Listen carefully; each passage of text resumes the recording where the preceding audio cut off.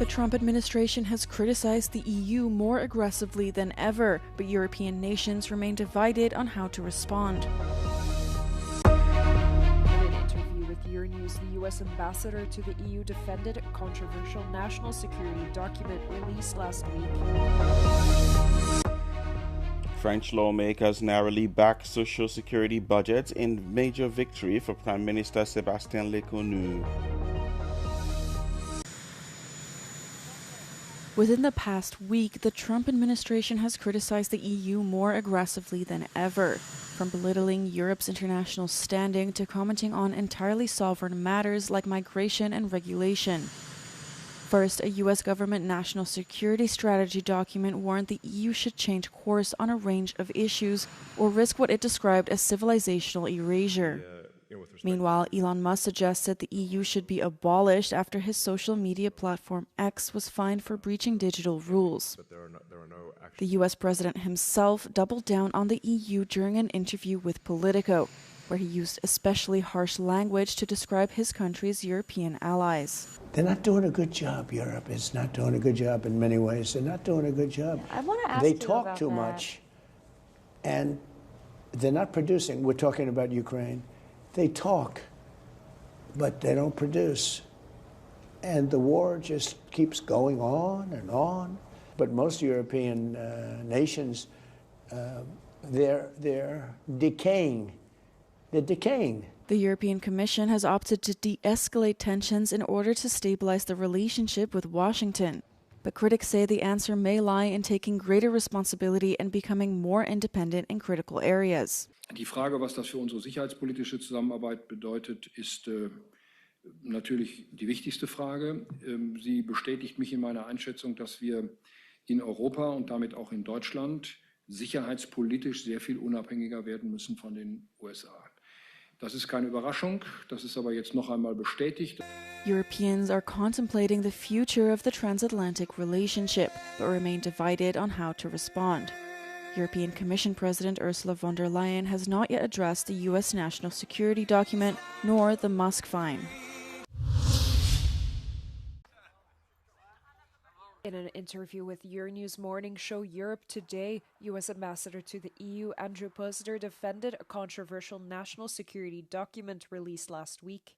The 33-page document suggested excessive regulation, illegal migration, and ill-designed economic policies in the EU could lead to the bloc's civilizational decline.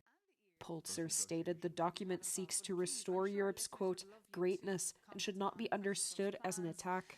And the various comments we've heard across the last couple of days on the national security strategy. Is this a campaign, do you think, Ambassador, to dismantle the European Union? Well, you know, it's interesting, the coverage of the national security strategy. When I read it, I thought, this thing's going to be terrible. I went and read it, and it's really not that bad. The section on Europe is titled A Proposal for European Greatness. It's not called We Don't Like Europe, We Want Europe to Go Away.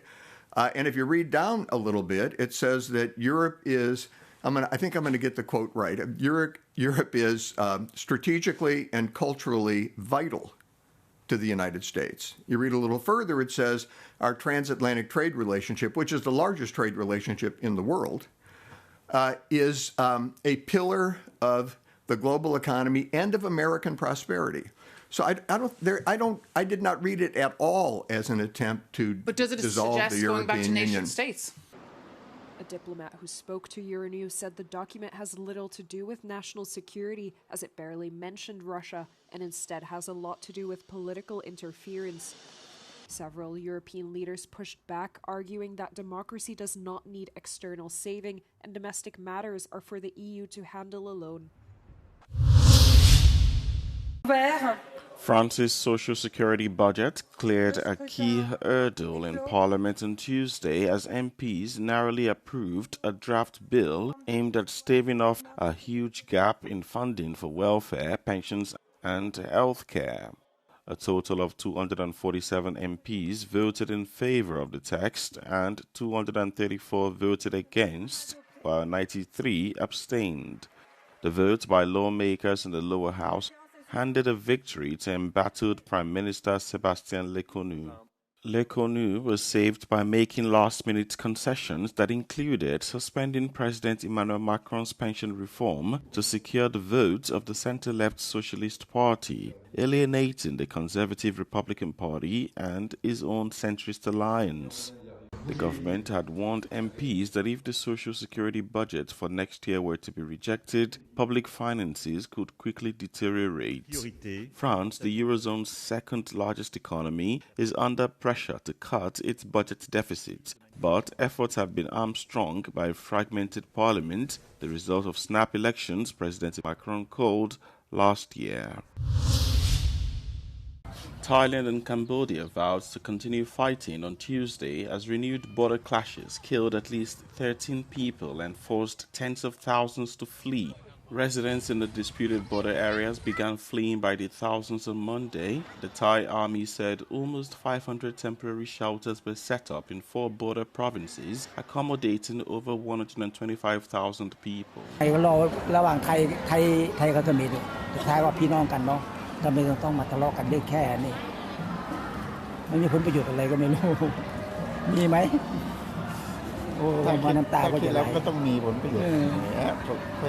Cambodia's military said 9 civilians were killed and 20 wounded in the fighting, while Thailand reported 4 soldiers killed and 68 wounded since clashes resumed Sunday night.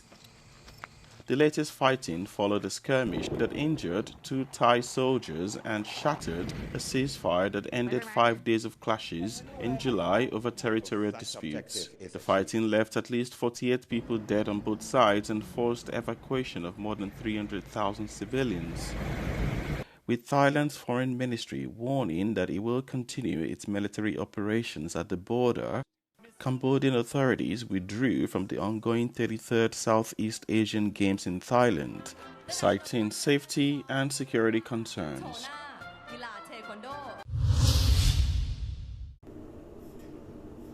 As of next year, South Korea requires advertisements made with artificial intelligence to be labeled accordingly.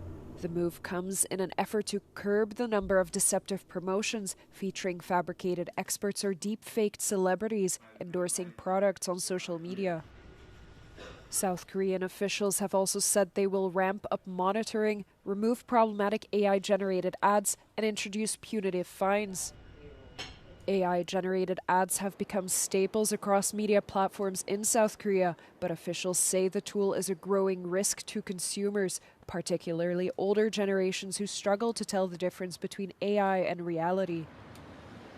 Despite the decision, the government remains ambitious to strengthen the country's capabilities in advanced computer chips that power the global AI race. Prime Minister Kim Min-syuk emphasized it is important to, quote, minimize the side effects of new technologies as the country embraces the AI era. Today, Henrik Schober helps out at the Rosa Luxemburg High School in Berlin. Usually he teaches political science at a university, but because the German teacher of Class 7-2 is away on a class trip, he is standing in front of the students and has brought along a lesson on fake news for them. Fälschungen werden immer besser und deswegen geht es natürlich auch für uns darum, dass wir so ein bisschen uns also zum einen anschauen, was sind Fälschungen und wie erkennt man Fälschungen, aber halt auch so drüber nachdenken, warum gibt es die eigentlich und was soll damit bezweckt werden. Practical knowledge, the students like that.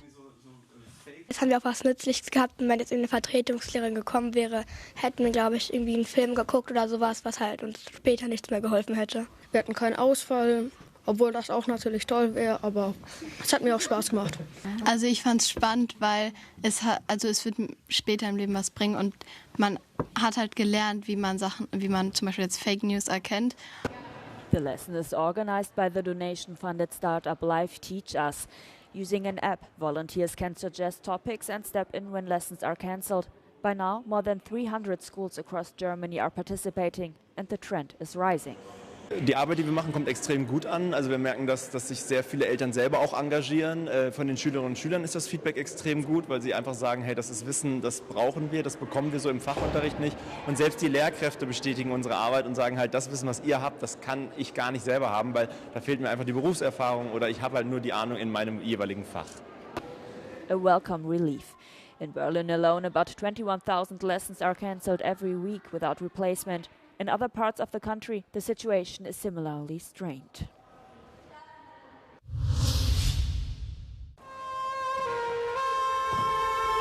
O que está acontecendo aqui?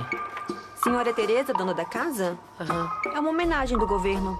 Homenagem? É, por conta da sua idade. Mas desde quando uma pessoa é homenageada só porque ficou velha? Abordagem de documentos. Ainda falta 3 A anos. senhora precisa comparecer na prefeitura com urgência. Eu vou ter que andar no catavento.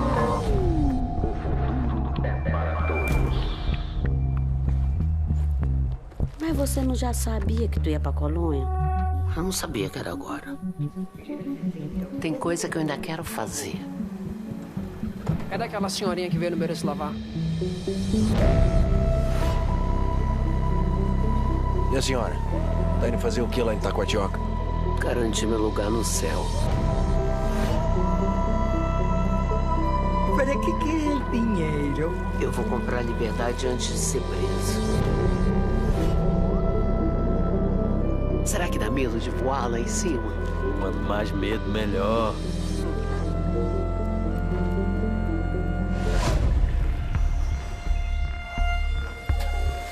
Você não tem medo da polícia, não? Ninguém pode fazer nada comigo. Deixe ninguém travar seu caminho, não.